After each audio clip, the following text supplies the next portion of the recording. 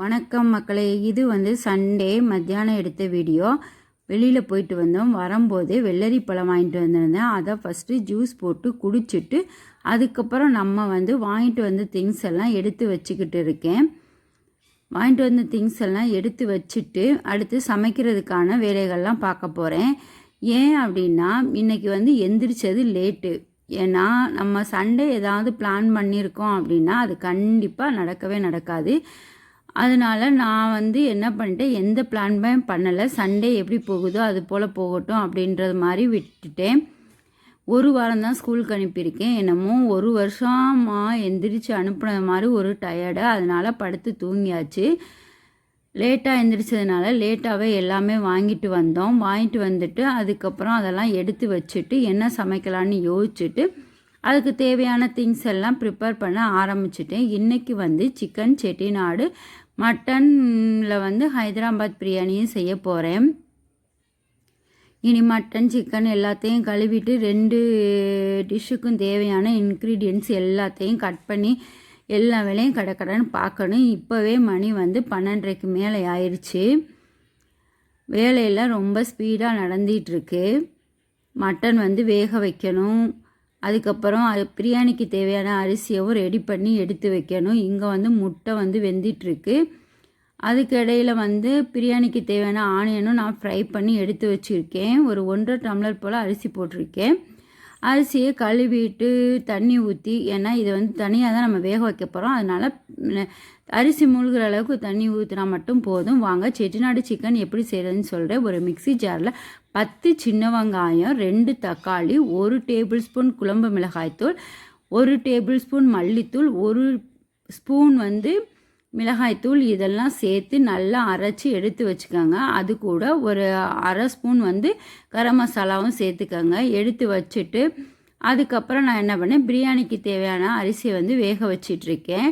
இப்போ ஒரு கடாயில் எண்ணெய் ஊற்றி அதில் ஹோல் கரம் மசாலா போட்டு வெட்டி வச்சுருக்கிற வெங்காயத்தையும் போட்டு வெங்காயம் நல்லா வதங்கி வர்ற அளவுக்கு மிக்ஸ் பண்ணிக்கோங்க. வெங்காயம் வதங்கி வந்தோன்னா அதில் காஞ்ச மிளகாயும் மல்லி புதினாவும் சேர்த்து மிக்ஸ் பண்ணிவிட்டு இஞ்சி பூண்டு பேஸ்ட்டு போட்டு அதனோட பச்சை வாசனை போகிற வரைக்கும் மிக்ஸ் பண்ணிவிட்டு அரைச்சி வச்சுருக்க பேஸ்ட்டையும் அதில் சேர்த்து நல்லா மிக்ஸ் பண்ணிக்கோங்க. பச்சை வாசனை போகிறதுட்டையும் கண்டிப்பாக மிக்ஸ் பண்ணணும்.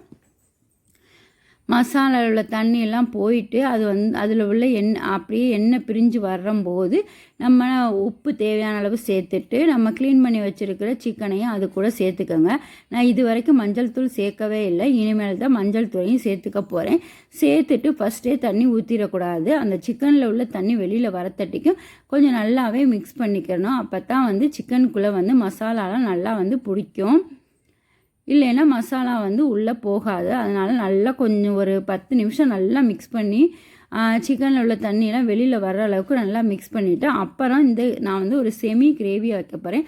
அதனால் அதுக்கு தேவையான அளவு தண்ணி மட்டும் ஊற்றி குக்கர் மூடி ஒரு 3 விசில் போட்டு எடுத்தீங்க அப்படின்னா சூப்பரான செட்டிநாடு கிரேவி ரெடி ஆயிரும். உங்கள் வீட்டில் கண்டிப்பாக ட்ரை பண்ணி பாருங்கள். ட்ரை பண்ணி பார்த்துட்டு எப்படி இருந்துச்சு அப்படின்னு எனக்கு கமெண்ட் பண்ணுங்கள். நிறைய பேர் வீடியோ சப்ஸ்கிரைப் பண்ணாமல் தான் பார்க்குறீங்க. ப்ளீஸ் என்னுடைய சேனலை சப்ஸ்கிரைப் பண்ணிக்கோங்க, ஒரு லைக் பண்ணிக்கோங்க. இப்போ நான் கிரேவி ரெடி ஆயிடுச்சு. கிரேவியை எடுத்து வச்சுட்டு அதுக்கப்புறம் பிரியாணியை நம்ம எப்படி லேயர் பண்ணலாம் அப்படின்னு பார்க்கலாம். ஃபஸ்ட்டு ரெடி பண்ணியிருக்கிற அந்த மட்டன் கிரேவியை போட்டு அதுக்கு மேலே குக் பண்ணியிருக்கிற ரைஸை போட்டு மல்லி புதினா ஃப்ரைடு ஆனியன் நட்ஸு அதுக்கப்புறம் மறுபடியும் மட்டன் கிரேவி ரைஸு இந்த மாதிரி போட்டு அதை லேயர் பண்ணிக்கிறணும். லேயர் பண்ணிவிட்டு கடைசியாக கொஞ்சம் ஒரு 2 ஸ்பூன் அளவுக்கு நெய் ஊற்றிட்டு அப்படியே அதை மூடி மேலே வெயிட் போட்டோம் அப்படின்னா ஒரு 20 நிமிஷம் கழித்து ஓப்பன் பண்ணி பார்த்தீங்க அப்படின்னா ரொம்ப டேஸ்டியான வீடு ஃபுல்லாகவே கமான்னு மணக்கும். நான் இதுக்கு டீட்டெயில் ரெசிபி அடுத்து வர வீடியோவில் உங்களுக்கு நான் போடுறேன். இன்றைக்கி என்ன வேணும் அப்படின்னா கடைக்கு போயிட்டு வந்தபோது அதெல்லாம் தம்மடை அப்படின்னு இதுவரை நான் சாப்பிட்டதில்ல. அன்னைக்கு தான் சாப்பிட்டேன், நல்லா இருந்துச்சு. அது வாங்கிட்டு வந்திருந்தோம். அப்புறம் ஆனியன் ரைத்தா, அதுக்கப்புறம் முட்டை, பிரியாணி, கிரேவி இதெல்லாம் வச்சு திருப்தியாக பக்ரீத் சண்டே முடிஞ்சிருச்சு. உங்களுக்கு என்னோடய வீடியோ பிடிச்சிருந்துச்சுன்னா ப்ளீஸ் சப்ஸ்கிரைப் பண்ணிக்கோங்க, மறந்துடாதீங்க, லைக் பண்ணுங்கள். நீங்கள் கொடுக்குற ஒவ்வொரு லைக்கும் வந்து எனக்கு ரொம்ப என்கரேஜிங்காக இருக்கும். அதுக்கப்புறம் பார்த்தீங்கன்னா திடீர்னு பயங்கர மழை. வீடியோ பிடிச்சிருந்துச்சுன்னா லைக் பண்ணுங்கள், ஷேர் பண்ணுங்கள்.